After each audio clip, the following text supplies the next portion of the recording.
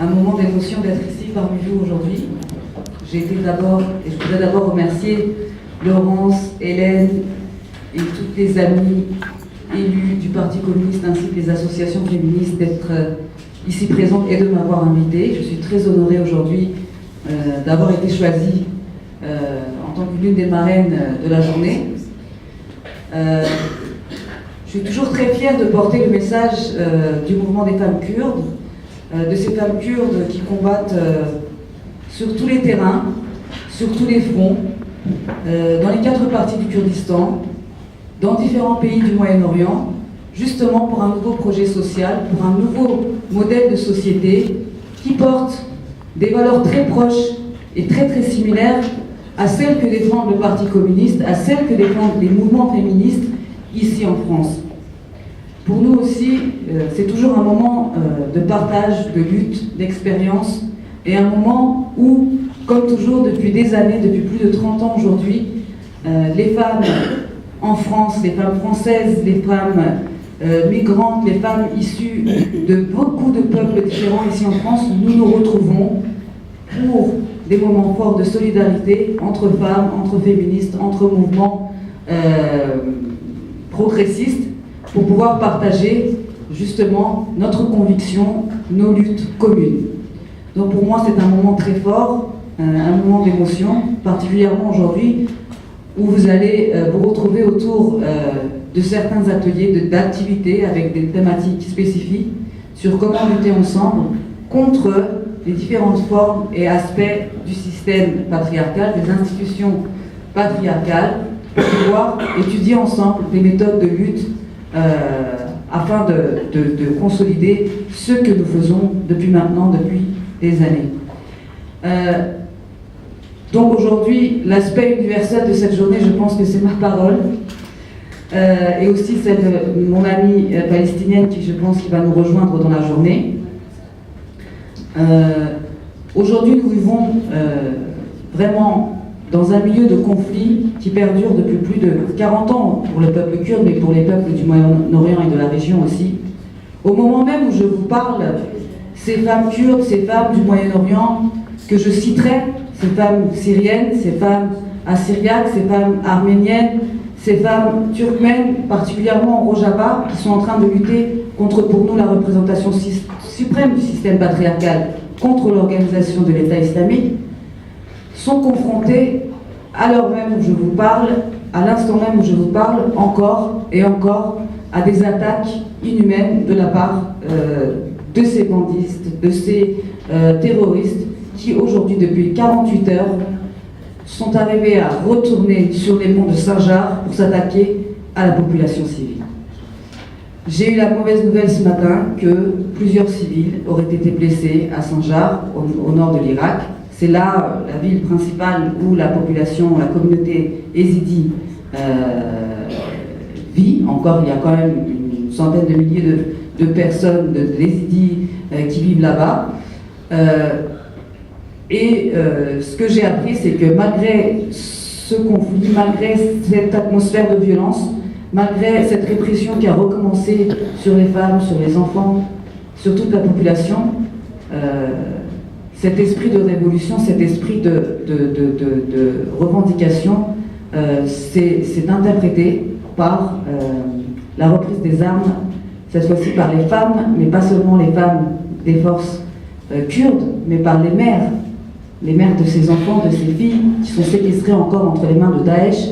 qui sont encore vendues dans les bazars de l'esclavagisme sexuel, et qui sont encore confrontées à des menaces de mort, à des exécutions. Aujourd'hui, j'ai vu des photos remarquables de ces mères de peut-être 70 ans, 80 ans, qui sont prêtes à sacrifier leur vie pour ne pas laisser agir ces forces terroristes, pour ne pas laisser agir, encore une fois, ce régime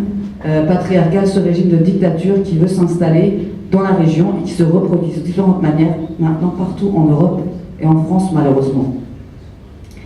Donc c'est encore aujourd'hui un moment pour moi pour partager leurs revendications, pour partager leur espoir.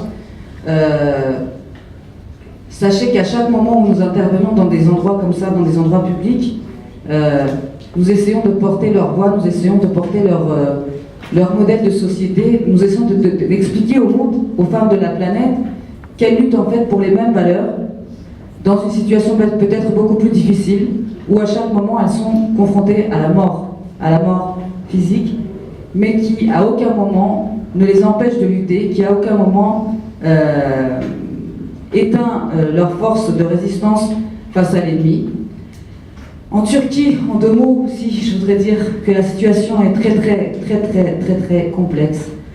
Comme vous le suivez, vous avez suivi après les élections de juin dernier, qu'il y a eu une grande vague d'arrestations, une grande vague de répression qui a commencé sous la dictature. On va le dire maintenant, on va le dire parce que c'est une réalité, on ne peut plus s'en passer, sous la dictature d'Erdogan et du parti au pouvoir, de l'AKP. Suite à cela, il y a eu les élections anticipées du mois de novembre, mais les violences ont continué, les arrestations ont continué, il y a des massacres civils, des personnes brûlées vives, des femmes, des bébés, des enfants exécutés sur les voies publiques et qui sont restés pendant des semaines sans pouvoir être transportés par les ambulances à la morgue. Aujourd'hui encore, cette répression continue. Erdogan entame un référendum pour une nouvelle constitution, pour institutionnaliser son système de dictatoriat, pour institutionnaliser le fascisme de sa politique régressive en Turquie. Au mois d'avril prochain, il va y avoir le référendum, oui ou non à la Constitution. Toutes les forces démocratiques en Turquie, pas seulement les Kurdes, la LGBT, les féministes, les antisystèmes, les gauchistes de Turquie, tout le monde va se rassembler pour dire non au référendum, non à la nouvelle Constitution d'Erdogan. Cette politique qui traverse pas seulement les frontières de la Turquie, mais qui se transporte aussi dans tous les pays voisins du Moyen-Orient, qui s'unifie justement avec cette idéologie fascisane et cette idéologie violente de l'État islamique, veut aussi se propager au Rojava, là où le combat avait vraiment été au cœur de la bataille pendant la libération de Kobané. Aujourd'hui, malgré le fait que le système commence à s'instaurer, le système démocratique autonome du Rojava commence à s'instaurer dans les 3 cantons, cette répression continue. Donc, pendant la Révolution, il y a aussi cette guerre qui continue. Donc, c'est un moment, enfin, c'est une période où les conflits sont mutuels, qui continuent. Ce que je veux dire aujourd'hui, c'est que ici, en France, les femmes kurdes sont aussi impliquées dans les mouvements politiques, dans les partis politiques, et nous avons quelques amis kurdes aussi, des femmes kurdes, qui sont élues du Parti communiste et qui travaillent aussi à ce qu'il y ait une vague de progressisme, une vague de révolution dans cette pendant cette nouvelle élection présidentielle. Donc c'est pour vous dire que vous avez tout le soutien du peuple kurde, tout le soutien des femmes kurdes, des élus kurdes aussi, qui vont travailler à ce que les personnes, les citoyens d'origine kurde, les citoyennes françaises d'origine kurde, puissent voter comme le Parti communiste, Jean-Luc Mélenchon, pour se retrouver au moins, comme on dit, car c'est un programme peut-être le plus proche, comme vous le dites, comme vous l'avez dit tout à l'heure, de nos valeurs à nous aussi. Et comme nous sommes un peuple qui est maintenant installé en France depuis plus de 30 ans, nous voulons aussi lutter pour ces mêmes valeurs, pour ces mêmes convictions, pour pouvoir porter notre voix à travers cela, à travers ces représentations, à travers cette volonté politique qui pourra peut-être un jour être une force d'émancipation pour tous les peuples ici en France. Merci.